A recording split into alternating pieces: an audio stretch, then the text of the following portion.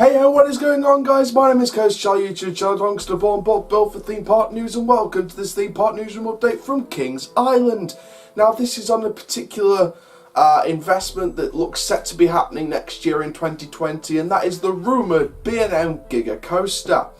Now we do have a recent land clearing that's been spotted on other YouTube channels, and basically for those of you who don't know, this land clearing happens to be the sort of aftermath of the demolishment of Firehawk, their Vekoma Flying Dutchman, which of course last season was announced to be the coaster that was leaving the park. I did a video on the old channel where I was sort of debating whether it would be Firehawk or Vortex, and to be fair, Firehawk and Vortex were the two, the two sort of major coasters rumoured to go. Vortex, of course, having a defunct manufacturer. Firehawk not being the big hit anymore. Of course, that opened on Memorial Day 2007. Vortex was open way back, in the 1970s, I believe, 1970s going into the 1980s. So, again, two completely different coasters, but both in the same boat here.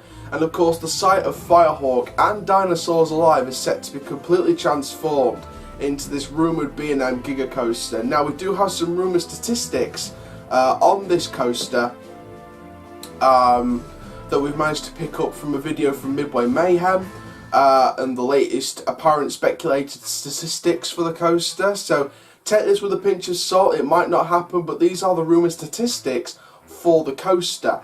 So the rumoured B&M Giga Coaster is speculated to be having a height of 350 feet, with a track length of between 7,000 and 7,500 feet of track, and a max speed of what could be up to around 100 miles an hour, which would make it the tallest and fastest Giga Coaster in the world, beating the records held by Carowinds' Fury 325 for a number of years.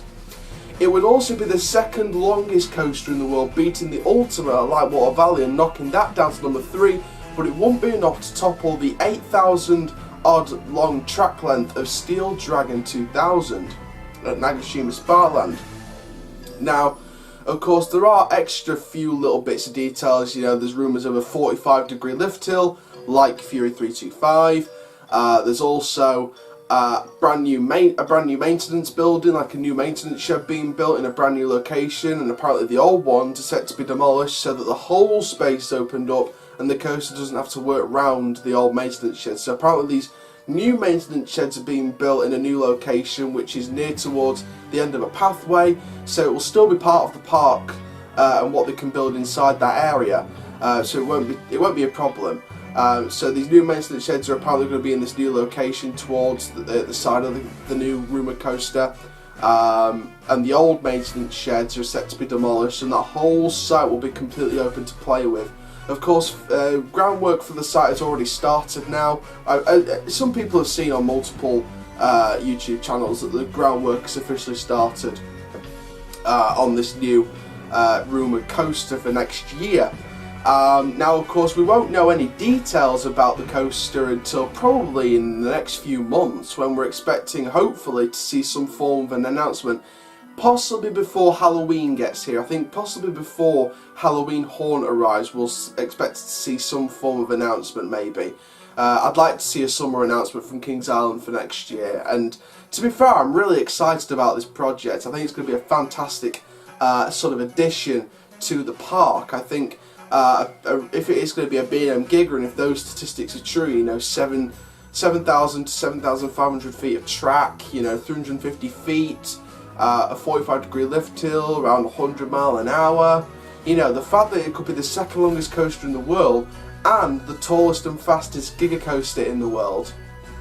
Kings Island are really going to go for this project, if those are the rumour statistics coming true.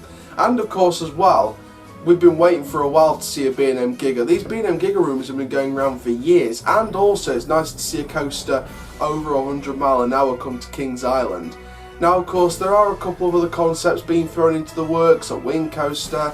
There were mentions of a Giga dive coaster now. There's been rumours of that for the past couple of weeks, but I think the B&M Giga is what people And to be fair, me included, I think I'm another one that's sort of on that bandwagon of, oh, we're getting this massive construction site, B&M Giga, B&M Giga, B&M Giga. I'm starting to see other sides to it. I can see why they could go for maybe a Giga dive coaster, if they're going to go for that out and back dive coaster layout, a bit like elements of Yukon Striker, you know, with the vertical loop is sort of, you know, sort of split off by like some tree line and stuff like that, you know, and it's quite some elements are, you know, weaving back into the station area and stuff like that in the main area, but there are a couple of elements of Yukon Striker which I've seen that are sort of out of the way of the rest of the elements in the station, etc. So maybe that sort of out and back style attempt at a Giga Dive coaster. Of course, if it's a wing coaster, will it be? It'll cut. If it's a wing coaster and it's got all those statistics, then of course it'll beat the world's tallest, fastest, and longest wing coaster statistics. Of course, held by that was held by Gatekeeper at Cedar Point, another Cedar Fair park, when they were holding them at one point. So, like I said, it's going to be an interesting project to follow, whether it's a Giga Dive, whether it's a Giga Wing, or whether it's a normal wing, whether it's a Giga Coaster. You know, of course, we got that permit last year of 3 B&M Hypers, of course, Hershey Park, California's Great America, and Kings Island. And of course, Hershey Park's just pretty much going to be a Hyper. Kings Island's better off being a Giga. And of course, California Great America's, we don't know what's happening with that yet. So, like, plans can change and things can change in different projects. So, I'm very excited. And of course, what do you think of those rumour statistics as well? Of course, these, like I said, take this with a pinch of salt. Those statistics, you know, the 7,500 feet of track, the 350 feet, the 100 mile an hour, you know, things like that. They're just rumours at the minute. That's just speculated statistics from what I've heard from multiple news sources. So take it with a pinch of salt. But comment down below if you think you'd like to see these statistics on this coaster. Personally, I think it'll be fantastic. I think personally this would be better than Fury 325. But of course, as an enthusiast, you have to remember that the tallest, fastest, and longest does not mean a better ride. It's all to do with the layout of the ride. And of course, with the size of this project, you could definitely see a fantastic layout. But of course, I think that's going to be the big question come next year. If it is a Giga Coaster, will it be better than Fury 325, or will it be slightly overhyped than Fury 325? Comment down below what you guys think of these rumour statistics. Thank you very much for watching the Theme Park Newsroom update from Kings Island. Of course, you've seen the earlier update from SeaWorld Orlando and the rumours of a flying theatre replacing Wild Arctic, so make sure you go check that video out if you haven't already. My name is Coaster, YouTube channel Gangster Born Bob, built for Theme Park News. Make sure you like, comment, subscribe, and click the notification bell so you never miss a video. Keep living the coast up, dudes, and I'll see you guys in the next video soon. Take care, have an awesome day, my friends.